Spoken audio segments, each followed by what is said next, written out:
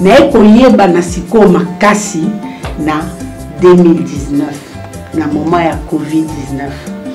J'ai un thé là que j'appelle un thé miracle, et comme on dit thé tanga relaxant. Thé tanga relaxant on a aidé batou et belé na Covid-19 parce que les gens qui ont soigné Covid, bateau bazaki na ba problème il y a ba respiration, c'est avec ce thé là que je le soigne. Nae koye banandenge nini, je suis interprète et puis lectrice na église. Na compagnie ka pasteur nanga asala ka ba émission na radio, ngai munatanga la Bible et tout et tout. C'est arrivé tokei na chaîne.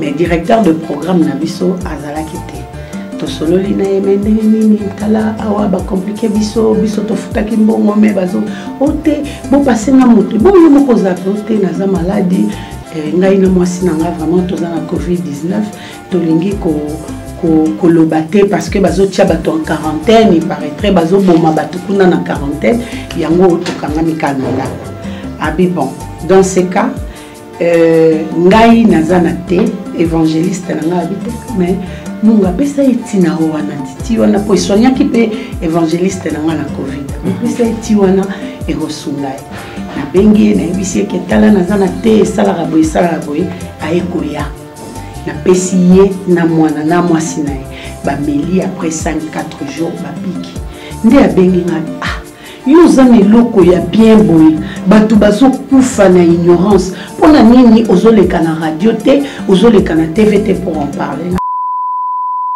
et il faut les kana média na ndenge osunginga na mwasi nanga nga la pesio un mois au l'état comme ça tu parles de tes produits après tu verras ce que pour continuer toté. Donc c'est comme ça que mon aventure a commencé aux médias na sali un mois.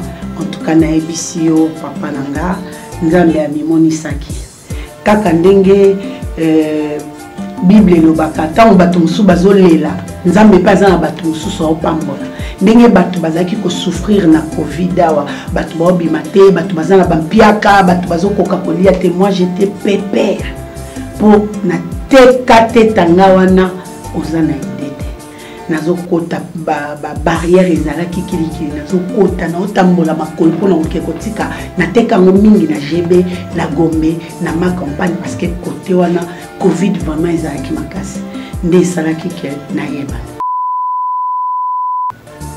tango makambo vaccin sikoye ekobima wana na yeba ni sokini tango makambo vaccin ekobima vaccin ezoboma batu vaccin ezokomisa batu kizengi base tande na sala ba formule nga na bimisi formule moko oke muto ata zui vaccin ba effet indésirable wana e osala mate e ko progresser te na leki sikoyo na YouTube place na ko banda chaîne na nga ya YouTube ya nga na leki na YouTube na yebisi bande ko na poto oui bozolela bozo souffrir bozo kufa bozo banga ta la formule oyo na pesi bino avant que ne kozwa vaccin mais la vers moko soko outil mais la vers moko mon et à partir ya wana nde na ekoyeba na sikoyo na Europe mobimba bato bakati kati batia mona ba page et panzami na ndenga osakana te na yebi ke na moment na nazwaki pe ba risque ya bato bele balobi ndenge nini akekolo ba makambo na TV na nazwa pe ba appel ba menace tu te prends pour qui est-ce que mais yango nde sala que bato a poto na Afrique mobimba bayebanga pona formule wana ya ko atténuer ba effet ya vaccin contre le Covid. Maison Katido ezaya bana ya Congodo. Maison Katido ezaya bana ya Congodo. Tozana ba projet belé ezana ngo naturel.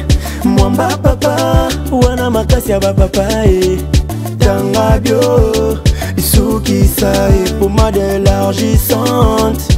Pona ba papa pirito voir clair FD purge ba produit à Maison Kati yango wana etanga. Maison Kati a memeli biso ba produit naturel ya bien po eko traiter nzoto na biso malamu mingi koleka. Plus de détails kende na Kintuka Pêcheur avenue Maindombe numéro 99 référence Carrie Grace.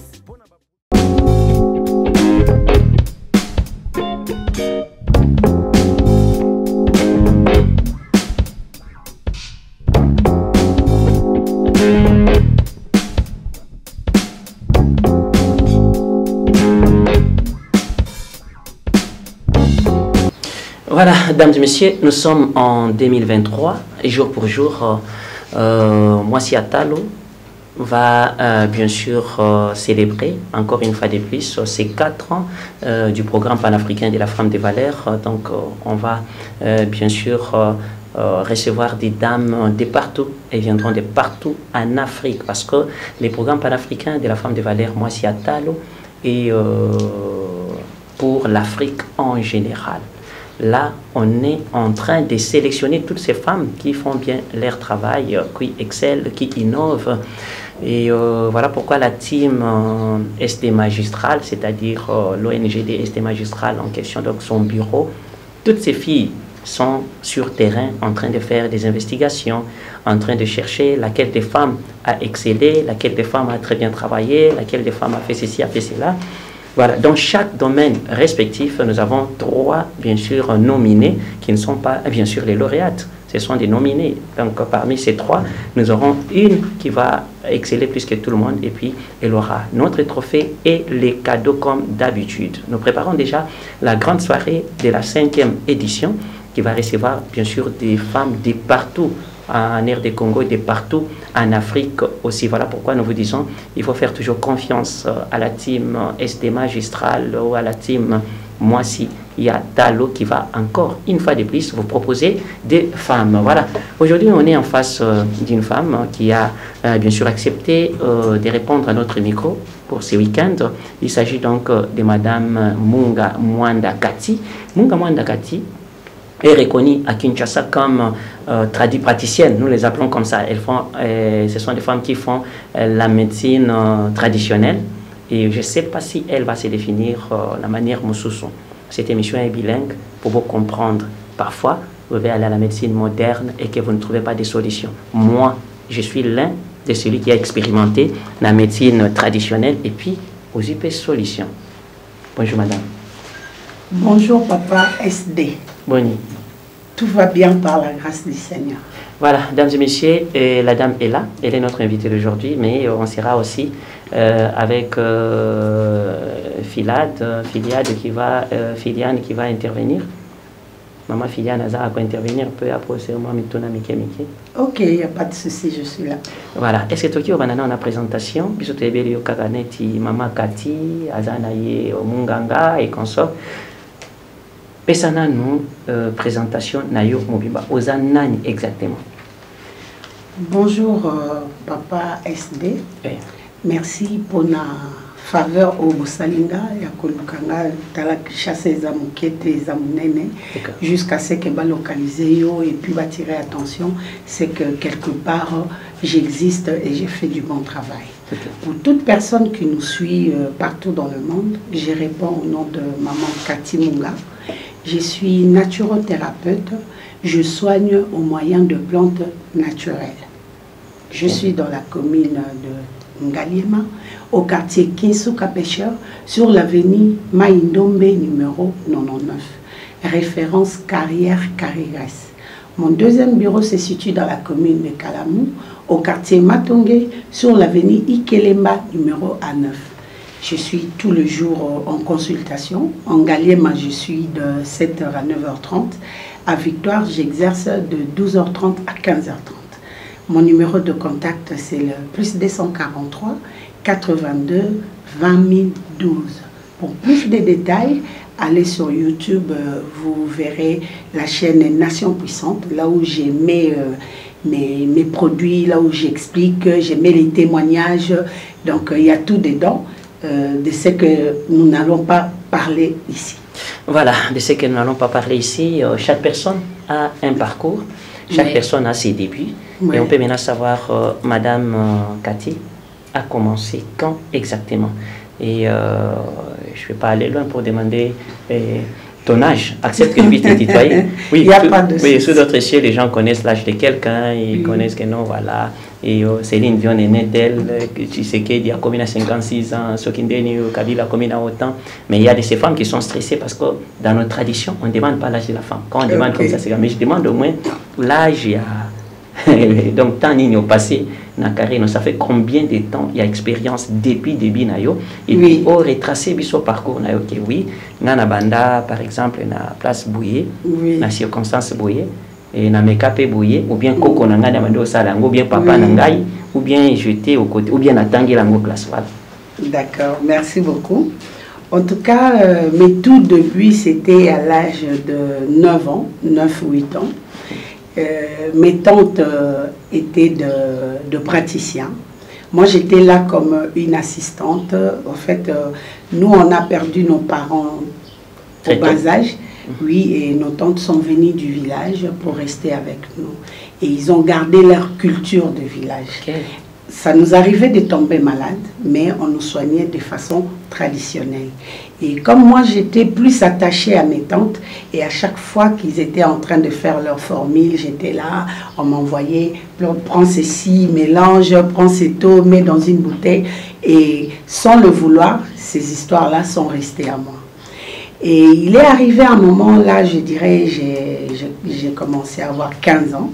Et mes tantes, ce sont des gens qui voyageaient et tout et tout.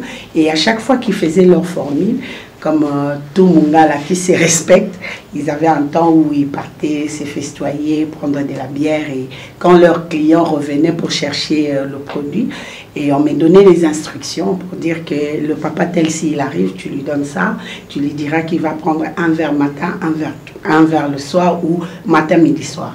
Tellement que j'étais petite, quand le monsieur ou la dame revenait pour chercher le produit, tu lui dis que tata a dit que tu dois prendre ça, ça, ça. Ils n'étaient pas en confiance. Ah, tata moi aussi, moi, zap.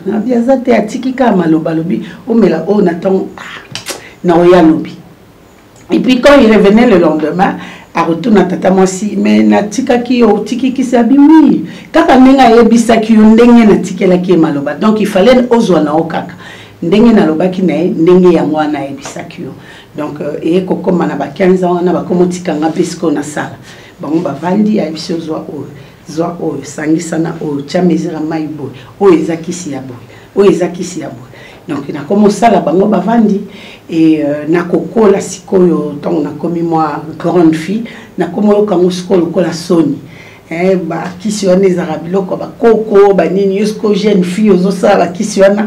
Et ceux qui battent nanga bazate ou soit bazana voyage nga nazo sala maintenant yebisa que tata moi c'est azate tika tanga oya rozwa. Et j'avais aussi une grande sœur Charlotte Munga que j'ai salué en passant, elle est pas qui n'araba intérieur. Il a comme kineti deuxième après mes tantes. Mais il est pas à la raté à mon voyage intérieur et tout. Nga nazo sala mais na lo batte que nga na sala. Nazolo bakatika ma Charlotte azate soraye ba otikela ye oya ozwakisi na pokwa na sali na pokwa pe muto aye azui. Mais pour la comment exercer de mon propre compte ezalaki depuis 2009 pardon. Na 2009 na koma isko ko sala pour les amis, pour mon entourage, mais je disais toujours pas na bato libanda ke nga muto nazo sala. Et à partir il y a 2015 Moussala et Ekobeba Moussala Sili na luki ba Moussala pour nazali informaticienne de formation naza analyste programmeur. Ce qu'on a luki Moussala mais ils aussi maté soit ba conditions ils a réunité soit il faut coucher na boss soit il faut au quota ba bikota quota et ba conditions na ils a qui ko arranger ngate.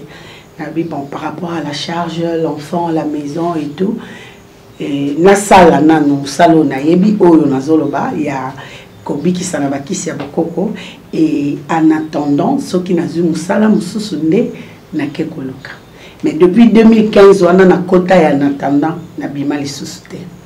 Na ekoloba bon, je suis quand même informaticienne na kokyo sala ndenge batata mosi bandon sa te ba bido ba 2 litres, ba bido ba 3 litres, ba étiquette ezate eloko ezate pour refléter nga na sali conception ya ba étiquette nanga na sali ba na luki ba emballage na ngaki suba milangio ya osukoli oningisi te na sombi ba bouteille na usine et tout nazaki na ba mina nga ya ba chimiste. omoni à chaque fois bato balobaka te kisi ya bokoko ezalaka na dose te bato bamelaka bongo eza na sécurité te. J'ai pris mes amis chimistes, j'ai des amis qui travaillent à l'abraliment. Nazwaki bango te pour na batielanga ba produits chimiques, non. Ezalaki juste pour na respecter dosage. Ba yaki na ba balance na bango électronique. Bah, il dit que pour ça, 10 litres, il faut 200 grammes de boye, 300 grammes de boye. Mais ça m'écoutait. Parce qu'à chaque fois, il faut quand même qu'on foute parce que ça prend du temps, à quelque chose à 3-4 heures. Et il fallait qu'on foute. Ce que j'ai fait, nga moko sikoyo na ke kolanda ba cours pour na dosage. Na yebisiko que soko sali formule. Pour bimisa 50 litres, il faut 40 grammes ya oil, 50 ya oil. J'ai maîtrisé formule wana na komisi koko sala. Tant na commencé là, j'étais obligé que je m'ouvre à tout le monde.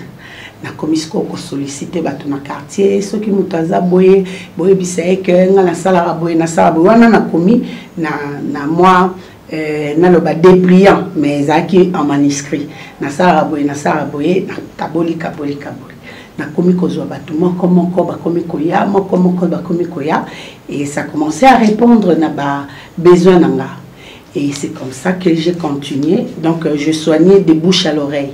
Ceux qui n'ont soigné yobiki yopé mutum soza un problème au tindie kende et pas maman moi si mon boya sala et c'est comme ça que na komaki koyebana na siko makasi na 2019 na moment ya Covid-19. J'ai un thé là que j'appelle un thé miracle, et ça comme on thé tanga relaxant. Thé tanga relaxant on a aidé batu et belé na Covid-19 parce que ezaki ko soigner Covid bato bazaki na ba problème ya ba respiration, c'est avec ce thé là que je le soignais. Na ekoyeba na ndenge nini, je suis interprète et puis lectrice na église. Na compagnie ka pasteur nanga asala ka ba émission na radio ngai munatanga la Bible et tout. C'est arrivé tokei na chaîne mais directeur de programme na biso azalaki te. To sololi na yemende nini tala awa ba compliqué biso to futaki mbongo me bazo ote bo passer na mutu bo yo moko zape ote na za maladie ngai na mwasi nanga vraiment toza na Covid-19 tolingi ko kolobate parce que bazo tia bato en quarantaine, il paraîtrait bazo boma bato kuna na quarantaine yango tokanga mikananda. Abi bon, dans ce cas ngai nazana te évangéliste nanga habite mais munga pesa etina wana titi wana po sonya ki pe évangéliste nanga na Covid. Pesa eti wana e rosungai. Na bengi na ebisi ke tala nazana te sala raboy ayekoya. Na pesiye na mwana na mwasi nae ba meli après 5-4 jours ba piki nde abengi nga yoza ne loko ya bien boy batu bazo kufa na ignorance pona nini ozoleka na radio te ozoleka na TV te pour en parler na nde na mona que évangéliste afutara cher na zalanga ba mbongo wana te ya koleka na média. Je souhaiterais que na sa na ngaka babité il faut les kana média na ndenge osunginga na mwasi nanga ngala pesio un mois au l'état comme ça tu parles de tes produits après tu verras ce que pour continuer toté. Donc c'est comme ça que mon aventure a commencé aux médias. Na sali un mois en tout cas na ebisio papa nanga nzambe amimoni saki kaka ndenge Bible lobaka ta bato musu bazolela nzambe pa za bato musu so pambola ndenge bato bazaki ko souffrir na Covid awa bato ba bimate bato bazana bampiaka bato bazokoka kolia te. Moi j'étais pépère pour na tekate tanga wana ozana idete nazokota ba barrière ezalaki kilikili nazokota na otambola makolo pona okekotika na tekango mingi na GB na Gombe na ma campagne parce que côté wana Covid vraiment ezalaki makasi nde salaki ke na yeba tango makambo vaccin sikoye kobima wana na yebani sur kin tango makambo vaccin yekobima vaccin zo boma batu vaccin zo komisa batu kizengi base tane na sala ba formule nanga na bimisi formule moko oke muto atazui vaccin ba effet indésirable wana e osala mate progresser te. Na leki sikoyo na YouTube. Place na ko banda chaîne na ya YouTube ya mwana. Na leki na YouTube na yebisi bande ko na poto. Oui, bozo lela, bozo souffrir, bozo kufa, bozo banga. Ta la formule oyo na pesi bino avant que ne kozwa vaccin. Mais la vers moko, soko outil, mais la vers moko mona. Et à partir ya wana nde na ekoyeba na sikoyo na Europe mobimba bato bakati batiango na ba page et panzani na ndenga osakana te na yebi ke na moment na nazwaki pe ba risque bato bele balobi ndenge nini akekoloba makambo wana na TV na nazwa pe ba appel ba menace tu te prends pour qui est-ce que mais yango nde sala que bato apoto na Afrique mobimba bayebanga pour na formule wana ya ko atténuer les effets il y a vaccin contre le Covid. Voilà, si je parlais ici de moi si Atalo parce qu'en 2019 aussi on avait primé Mana Covid avec oui. Mamie Batando oui, et consorts oui, avec son papa père, et Baboma écoute facilement. Voilà. J'ai compris là où tu as dit que tu as reçu des menaces. Oui. J'ai compris. On avait primé Mamie Batando pour Manadia, Mana Covid, oui. Mana Laria et oui. consorts, c'est-à-dire c'est juste pour dire que non, on suit vraiment à pas paysan makamnyoso bazako bosala ka kana si on a bino malembe pour toyer banini bosala. D'accord. Voilà. Malgré que la présentation si ça qui ne c'était pas de problème, vous avez parlé des sœurs et consorts village et consorts aux origines il y a originaire il y a province Équateur. Équateur. Hein? Oui, des pères et des mères. Des pères et des mères, et puis il faut tous des pères et des mères. Mais non et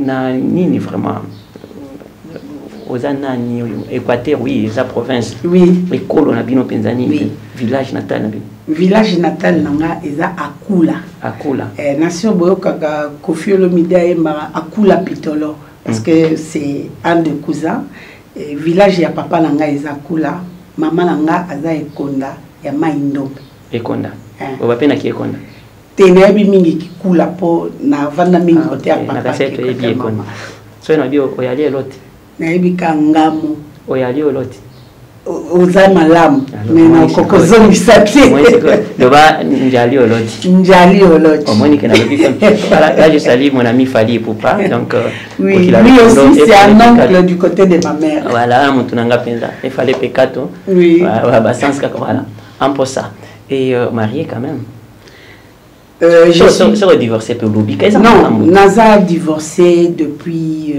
10 ans de cela. Depuis 10 ans. Ouais. Combien d'enfants? J'ai un garçon. Un garçon? Oui. Ah ok, de quel âge? Il a 18 ans.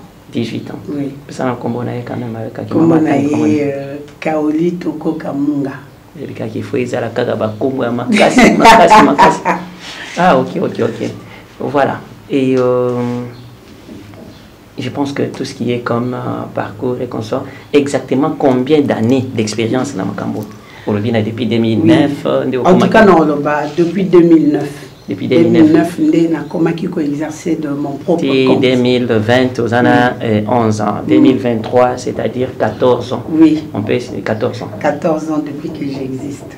Voilà. Et présentement, tout le monde est spécialisé dans quoi? En tout cas, voilà, aux raison na sota ki moi biloko moke. Tant nazala ki kosala na tante na ba tante nanga. Ezaki moi ba maladie moko kaka lokola moi si azokoka ko ba règle katana hémorroïde interne tout comme externe bato ba zalaka na ba maladie en PC.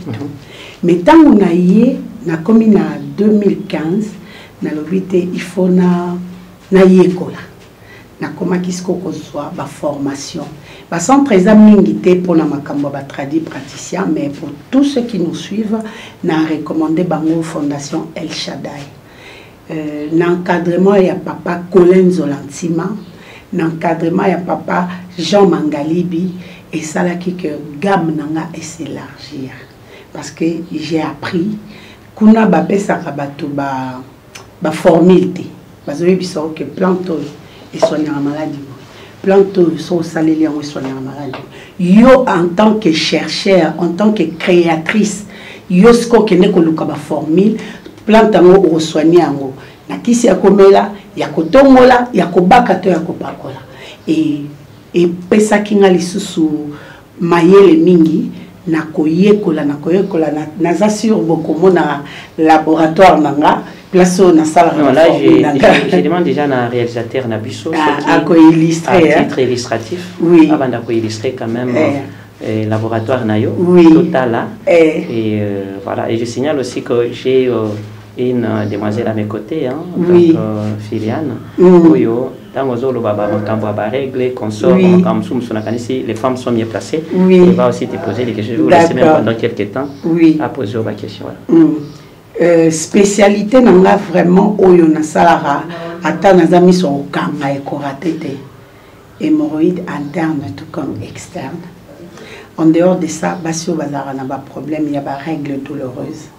Ba règle et katana, ba règle na ba caillou, ba règle élastique, na ba règle ya un jour. Côté à bana mibali na sonya kaba mibali o bazana ba problème lokola oligospermie, azospermie. Et oligospermie, loba maman kamango se explique. Oui. Bon, bande comme mibali o bazana problème ya robota. Omoni mataka ya bana mibali ezara composé na trois choses. Ils ont composé la motilité progressive, vitalité et puis concentration. Ils ont le quoi tout le monde en a terrassé, mais il doit comporter toutes ces choses que j'ai citées. Ça peut arriver, mon bal, ils ont un sperme, mais ils ont une motilité. Ils ont un sperme, mais ils ont une concentration. Ils ont un sperme, mais ils ont une vitalité.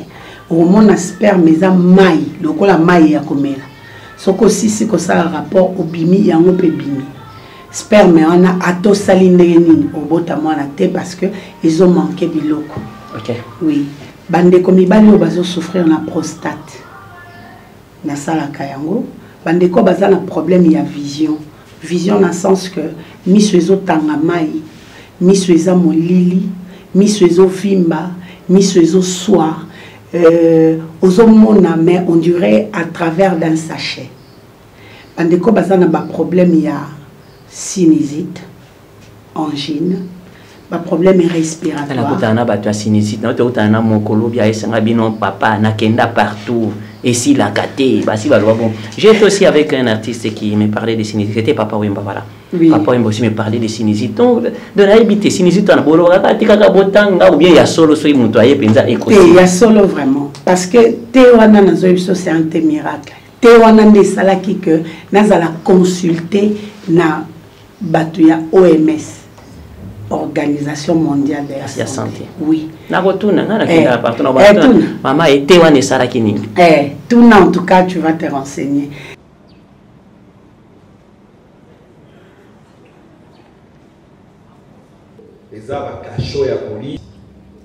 Donc, pour comprendre que vous avez un rôle très important à jouer parce que Nabino Nangai Touti na communauté. Ceux qui sont impliqués, médecins, visiteurs, sentinelles, donc tout celui qui travaille à l'hôpital. Mais s'il présente quoi? Les symptômes. Nous avons vu pendant la pandémie à Covid-19, OMS a déployé qui va moyen pour la couper ça dans centre de santé, grands hôpitaux pour la lutter contre le Covid-19. Mais pendant que les tradis praticiens, on n'est presque pas reconnu, on n'est presque pas soutenu, avec le moyen de bord, on a lutté et ça a permis à ce que beaucoup de gens soient guéris à vil prix. Et si quand on est OMS à l'ouki, va tradis praticiens, qu'est-ce qu'il met en place en dehors des t-shirts, de tout ce que papa vient de dire? Qu'est-ce qu'il met en place pour soutenir aussi notre combat face à la communauté? Il y a propagation, il faut tout ça, la sensibilisation pour ramener des gens à se faire prélever et à se faire vacciner. Si j'ai été approché, c'est par rapport à ce thé-là. Et ça, plante. En tout cas, on a un son à comment. Bon, je te passe d'abord, dames et messieurs, respect aux dames, peut-être Filiane. Nagnon ce moment à l'obé. Oui, maman, je vous ai bien suivi. et tout ce que vous venez de dire en tout cas. J'aimerais savoir comment vous procédez à, genre on parle de matériel, Oui. avec, vous utilisez quoi pour fabriquer tous ces médicaments? Oui. Si vous avez aussi des difficultés avec de matériel, parce Oui. que avec ça demande vraiment beaucoup. Oui, la prudence, parce que ce sont des produits que les gens consomment pour soigner le corps. Donc ça doit être bien traité. Exact. En tout cas, c'est une très belle question. Merci beaucoup. Au sujet des matériels, je ne cesse d'en parler. Tu sais, c'est dommage que le gouvernement ne puisse soutenir que le foot. Les musiciens, je ne crois pas, mais la plupart, c'est le foot. Le président donne autant aux joueurs des Léopards. Le président donne autant, le gouvernement donne autant. Nous tous, nous défendons le drapeau du pays. Le produit ici, elle ne se consomme pas seulement ici à Kinshasa, mais je les envoie presque partout. Partout où il y a DHL, mes produits arrivent. Partout où la poste arrive, mes produits arrivent. Les pays où moi-même, je n'ai pas encore mis les pieds, mais mes produits m'ont précédé. J'ai un sérieux problème de matériel. Je ne cesse d'en parler dans mes interventions, dans mes émissions, sur YouTube, à la radio. Je ne cesse de lancer l'appel. J'ai besoin de matériel. Si vous pouvez me soutenir, j'ai fait avec le moyen de bord. À mon niveau, je ne sais pas avoir tout ce que j'ai besoin. C'est pourquoi je demande au gouvernement, je demande aux milliardaires, je demande aux bailleurs de fonds de me soutenir. J'ai besoin de matériel. Si j'ai les matériels, je peux faire plus que ce que j'ai fait. J'ai plusieurs formules qui restent encore dans les tiroirs parce que ça demande des matériels. Donc je ne sais pas exploiter ça. J'ai fait le minimum. Ce que je vous dis là, c'est un labo. Oui, c'est un labo par rapport à mon niveau. Mais normalement, il devait contenir des matériels. Mais en ce qui concerne l'hygiène, en tout cas, je tiens compte de l'hygiène. Parce que ce sont des produits qui soignent. Quand ce n'est pas bien traité, ça va encore créer de complications. Et le maladie que j'ai cité ici, moi je suis du genre de personnes, ceux qui n'avaient bien le côté, en tout cas j'ai dit clairement, peu importe un bon qui qu'on présenter, parce qu'on est là, on cherche l'argent. Mais je préfère manger l'argent à la sueur de mon front, nala la tranquille, nangite nali ambonga mutepi azwa résultat. Ba malade onga na soignaka kaka ono maîtriser. Ono maîtriser te non ebisoke na bien moté. Na sala ramoté, ce n'est pas le cas pour tout le monde. Na musala o ba escroc bazebele. O ba yaka kapona kosala mbongo et puis ils s'en foutent du reste bazebele. Mais moi, j'ai fait de sorte que Nazala différent Nabango, parce que je suis un enfant de Dieu, je suis une servante de l'Éternel, et Nangi moi différent Soana Ezala. Yango moni nasala biloko nanga dans l'ordre, dans la propreté. Figure-toi ba milangi moni belé nasaliwana nasala kamona eau potable. Je préfère na somba mai nanga ya kosomba ke nasale la mai ya pompe, parce que mai na pompe les ali. Mais c'est non traité. Bateau ba omelango mususu ba melama ya pompe te. Tango osalele kisi na ma ya pompe au lieu aider au détruire les sous. Donc côté on a vraiment na lancé les sous appel na président de la République Fachi Bedon, na lancé les sous appel na première dame maman Denise Nyakero, na lancé appel nanga na ba ministère ya moyenne et petite entreprise. On vous voit à la télé, Toyo Kakamakambusa, mais personnellement, nous, on ne touche pas à cet argent. Ma branche, c'est pour soutenir les faibles. Ma entreprise, amitié pour m'attaquer. Au Kendo s'enregistrer. Bokei, Botiki Mikanda, Bokei, Botiki ba numéro. Mais tant que bon ebima, c'est pas binon de motobozo en bon wana. Donc c'est ce qui bloque un peu. Ceux qui nous ont touché, en tout cas, si va soutenir dans ce sens-là, et vous avez une bonne chose. D'accord, merci beaucoup pour la réponse. Et J'ai vraiment compris. Merci. Et j'aimerais aussi savoir, parce que surtout ces derniers temps, oui. Il y a trop, la majorité des filles, elles ont des problèmes, des infections. Et j'aimerais savoir si vous traitez aussi ces genres de... Oui. En tout cas, il y a beaucoup de filles ont des problèmes des infections. La plupart, ils allaient bah, utilisation mabé, il y a bah, bande hygiénique. Utilisation mabé, il y a bah, sous-vêtements. Utilisation mabé, il y a bah, prothèse slip. Utilisation mabé, il y a baka baka parce que au moni nzoto na biso ya basi ezala lokola trésor oyo ezosenga te ezala exposé moto moi si akoki ozala na règle atie bande hygiénique na tongo aoya olongola ngo ti na butu soka lingala à moins qu'azala moto ya ba règle abondante mais normalement bande hygiénique il faut chaque 2-3 heures olongola yango pona nini il faut longola yango Bamakila ou ezobima, ce sont les déchets que le corps rejette.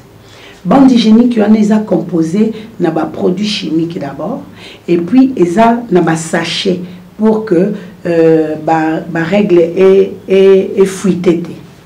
Si on a climat na biso, tous na moyi ya makasi, chaleur corporelle, ça joue son rôle, et si l'ipolati na sachet wana ezo sala que ils ont créé les sous-microbes belé. Prothèse slip, ils ont mabete, ils ont prothèse slip, ils ont bien. Oui, ils ont bien, mais le fait qu'ils ont gardé toute la journée.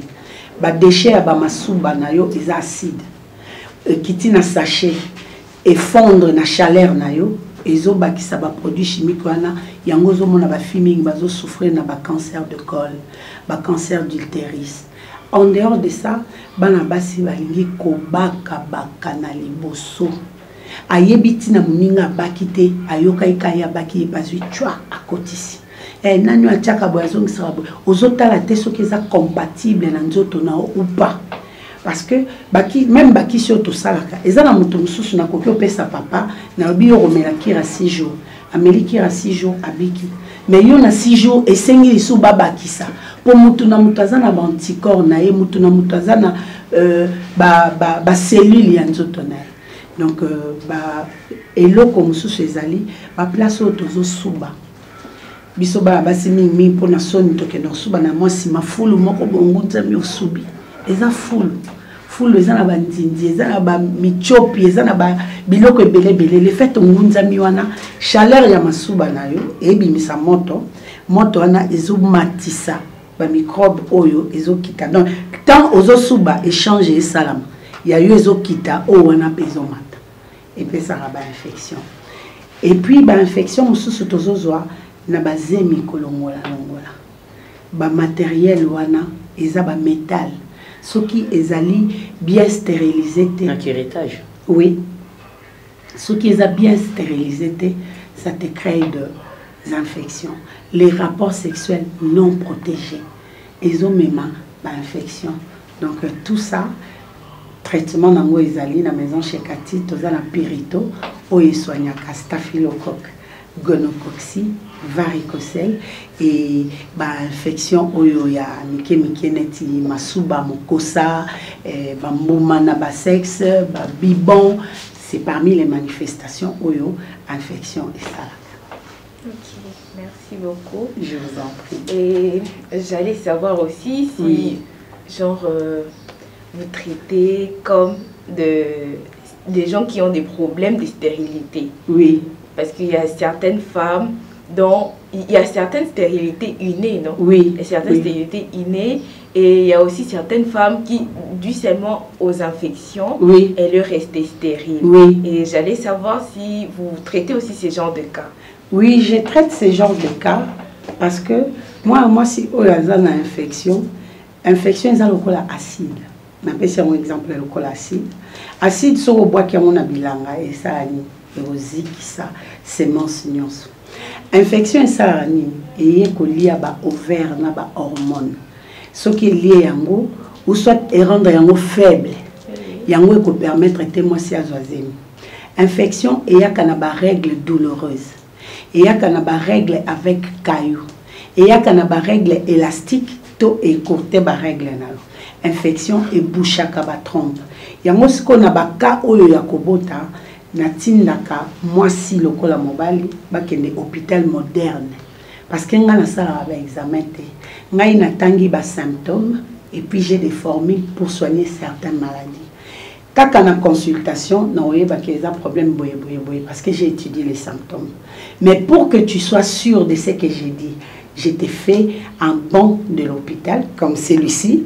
Ok, hôpital, au sali examen a recommandé au examen au yo ko salana au mobile noir au sal. Et après tant beaucoup y a na résultats sur base des résultats de la PCB notre traitement.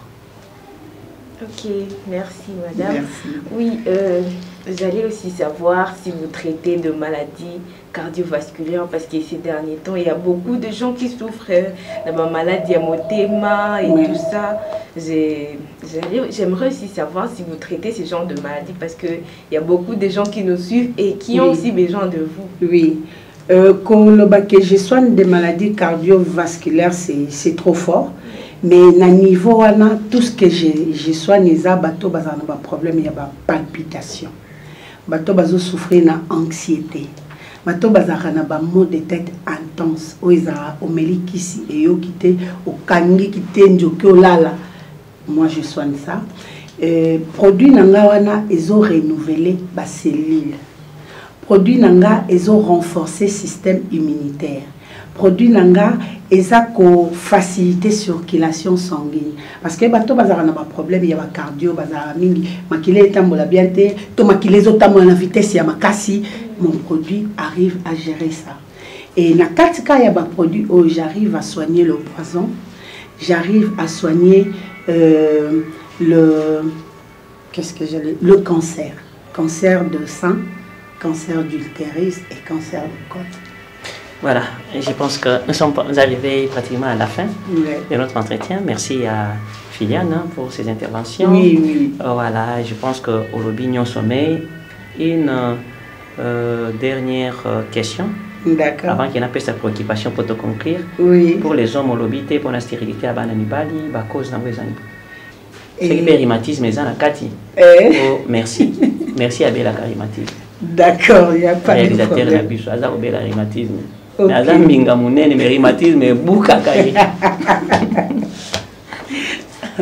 Oui, stérilité, cause de stérilité, pas balamibali, ndenge nazotangawa. Il y a liboso ezali, moni mona sora zokola. Parce que babilo mususu ezara auto négligera la bomwana, yangonde rattrapera biso na kimokolo.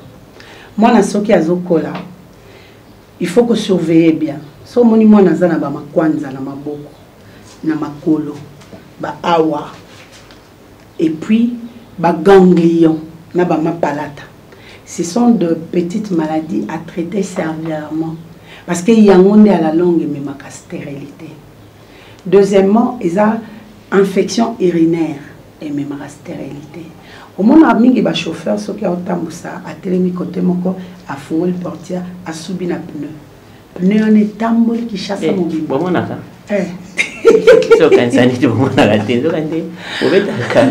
Pneu tamboli qui chasse mon bimbo. Likolo ya ba fulu, likolo ya ba poto ba crachat.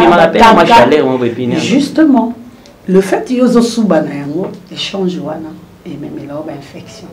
Remarquez la plupart ya ba animal se bakena ba terrasse. Ba terrasse wana so okoti okena couloir pour suba. Na yo comité. Solo wana izo beto déjà na. Solo ya masanga ya zododo ya primisi ya. Mais yebe akeika place wana place en bo suba e kanga sukali e gata. OK, osubika wana ote ngaza nga ya hotel mana otire kuna. On ça l'échange. Ah ba subira na courant. On ça l'échange. Tant yozo suba oya yozo kita oyo eza na se wana ezomata. C'est ligne de cause. En dehors de ça, masturbation. Bana, il faut que sololana bana à partir de 12, 13, 14 ans, 10 jusqu'à 17 ans, il faut que sololana bana. Moni biso bangala tozana ba sujet tabouté. Biso I eza I, A eza A. Et mentalité wana ba Kongo bazanango, baluba bazanango, pardon, ba Swahili bazanango.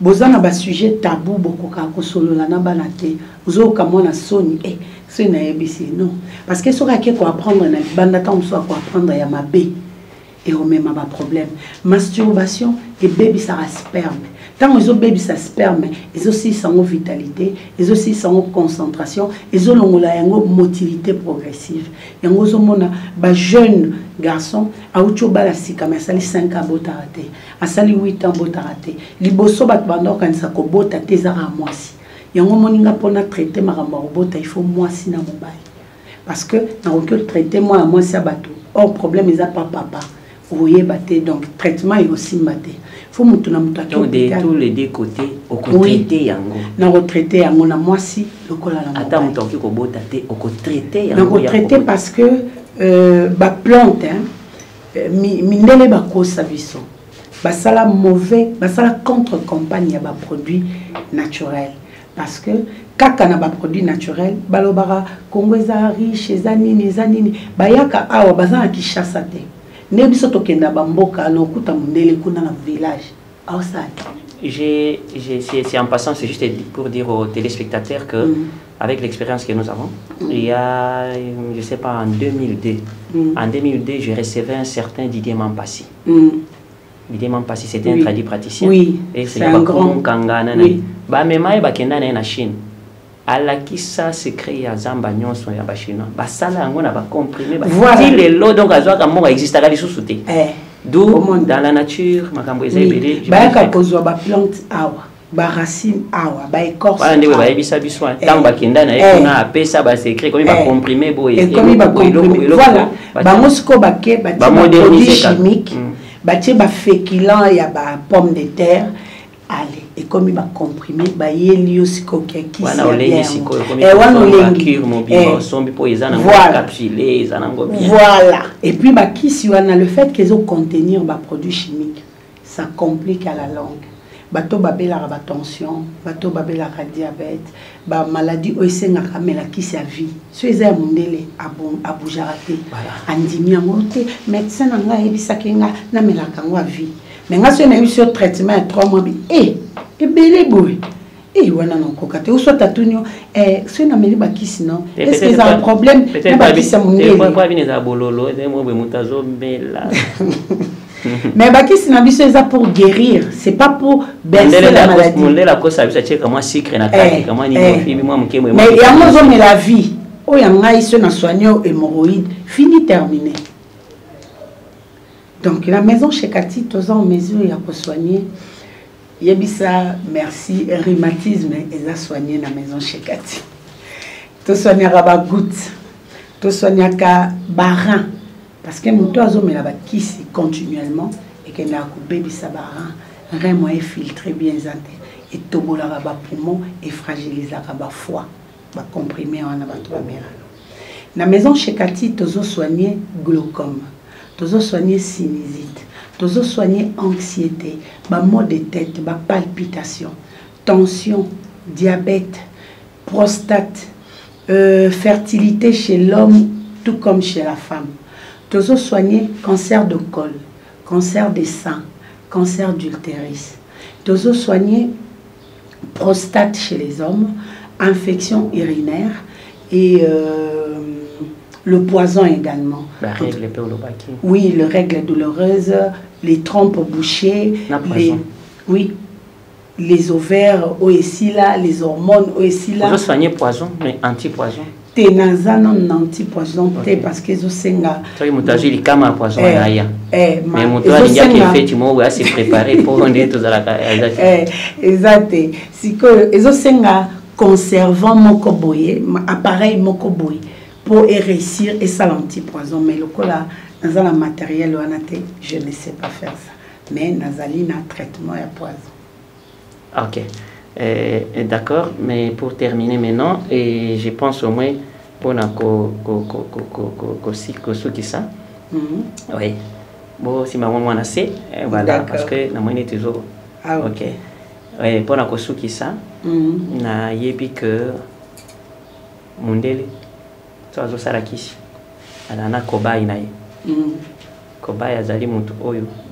Oui, qui va pesa kemo ba mekipo qui si yango ba effet secondaire nango ezandeki ni. Oui. En tout cas, côté wana Dieu m'a fait grâce. Famille nanga mobimba nde kobaya. En tout cas nazana ba kobaya likame kozwa bango. Te likame kozwa bango te pour la nini parce que ça ba produit naturel. Na tiaka résistance chimique te. Bango mo pe bazana na bakamo ko boy ah tano yo kana eloko mo boy. Créelinga non formé mo kunako. Créelinga yesimba pona omona oyo e comme kende nanga milai depuis na ndomela ki se simba te. Mon appel à meki au Pessimba ezali au Pessimba te donc si on kana labo jour ici mes amis mais ma famille ba salanga vraiment confiance aveugle na meka ba kisi na ngai pa na bango avant que ekende sur la voie publique parce que au koki côté ka kisi te sans que aux ana certitude des obi qui ça ou pas et na sala bongo pona ningara na liambongo na kimia eza teke mama kisi na wana pesenga na pesimbo na ngebele na moni eloko tete na ya bongo te. Voilà les mots de la fin par rapport à cet entretien. Dames et messieurs, nous vous disons merci de nous avoir suivis. Je pense qu'on a bénéficié de quelque chose, moi et Filiane ensemble aussi avec merci de tu venir pour voir cette dame. Voilà, elle s'appelle Munga Mwanda Kati. Et elle a tout dit, elle s'est dévoilée. Je pense que vous avez compris. Si vous avez besoin d'elle, elle avait déjà donné les numéros de contact et consorts. Donc c'est juste pour venir expérimenter. Et la santé n'a pas de prix. La santé n'a pas de prix. Donc nous vous donnons et nous te donnons parce qu'on est en train de te citoyer. Je ne peux pas t'éloigner, moi aussi que Zamabé. Et voilà, tous les copains sayo di Lobayasuka. Et au capé Kolobabiso na likanisi ya trophée moi si atalo. Oui. Et pour récompenser, pour encourager ma maman. Et le Béléonini, comment, tango yoka une structure, ils allaient récompenser, ma maman, bazali ko sala musala malam. Ça te fait comment? Ça te gêne? Ou bien balonga pe kuna, bangonde banani, ou bien ça te dit quand même non, oui, il faut bazala zala, et ça te dit quoi? Non, na mona kaka na TV, na eba kate que ba sala ka sélection nini au mona kaka cérémonie moko ya ba remise des trophées bon na habité ba sara ndenge nini bazora batongo wapi maintenant je trouve que c'est une réalité et je remercie les seigneurs parce que aye ko lukanga la fond bisika nazalaka et ce qui boyé vers nga c'est parce que vous avez trouvé en moi quelque chose. Le trophée là, l'organisme là doit exister parce que ça encourage peut-être aux assurances nayote mais organisation ça te donne de l'assurance ah bah bingai ah bah yo karanga ah donc balandaranga ça motive à la personne d'aller de l'avant et ça bah initiative il faut qu'on soutenir parce que toza est belé dans différents domaines ce qui mutu azali booster na musala oazo sala je crois que eko pousse eli susu à sala davantage. Voilà pourquoi je remercie le trophée Moissi Atalo pour l'initiative. Je vous remercie Papa SD. Je remercie aussi Madame Filiane et le réalisateur. Merci. Merci à vous de m'avoir localisé et de m'avoir invité. Ça m'a fait énormément plaisir. J'espère que je serai parmi les dames et je répondrai aux critères si Dieu le veut. Comme ça, à la suite, on verra. Et merci à toutes personnes qui nous ont suivis. Pour tout contact, mon numéro, c'est le plus 243 82 20 012 à la fin. J'ai toujours dit à tout le monde de nous faire confiance. Ce n'est pas la première fois. Moi, si Atalo n'est pas là pour, je ne sais pas moi, suivre les femmes qui sont influentes, les femmes qui ont une notoriété, qui sont connues, qui ont beaucoup d'argent, qui sont milliardaires. Nous dénichons que des talents. Et je voulais juste paraphraser aussi notre invitée d'aujourd'hui. Apparemment, elle a l'intelligence. Elle a les dons donc, de dénicher des plantes, de faire des recherches et consorts, mais elle n'a pas de matériel adéquat pour bien sûr faire son travail. Les ministères de la Santé, il y en a qui sont affiliés là-bas. Parce qu'il y a Zanoko, Azatante, Azaniès, Azaboui. Mais les gens, Bazali Kobiki Sabatu. Bazali Nabama Koki Wanate. Ça, c'est juste un cri d'alarme Oyo Alobi, c'est très vrai. Étant journaliste, dans la peau d'un journaliste, et je pense que je vais encore recevoir la dame en direct sur les plateaux de télévision. Je vais encore la recevoir, bien sûr, en direct de la radio, parce que nous sommes tous les jeudis à partir de 10h à la radio CIBS. Je suis tous les samedis à partir de 15h30 à la télévision en direct de CIBS et d'autres chaînes, bien sûr, qui ont toujours relayé nos émissions. Je vous dis merci de nous avoir suivis, soutenez-la. Et nous aussi, c'est la méritocratie pour avoir les trophées Mwasi Attal. C'est un trophée 100% femmes et c'est un trophée aussi accompagné des cadeaux. Rendez-vous pour très bientôt. Nos spots vont commencer à passer dans différentes chaînes de télévision. Vous allez avoir le temps de découvrir qui est qui et qui fait quoi, d'après Mwasi Attal. Allez, au revoir. Maison Katido, Ezaya Bana ya Kongodo. Maison Katido, Ezaya Bana ya Kongodo. Tozana ba projet belé, ezana ngo naturel. Mwamba papa, wana makasi ya ba papa Tanga bio, isuki sae, pommade élargissante. Pona ba papa Pirito, voir clair. FD Purge ba produit la Maison Kati yango wana Tanga. Maison Kati a memé le biso ba produit naturel ya bien oye ko traiter nzoto na biso malamu mingi koleka. Plus de détails, kende na Kintuka Pêcheur, avenue Maindombe numéro 99. Référence Carrie Grèce.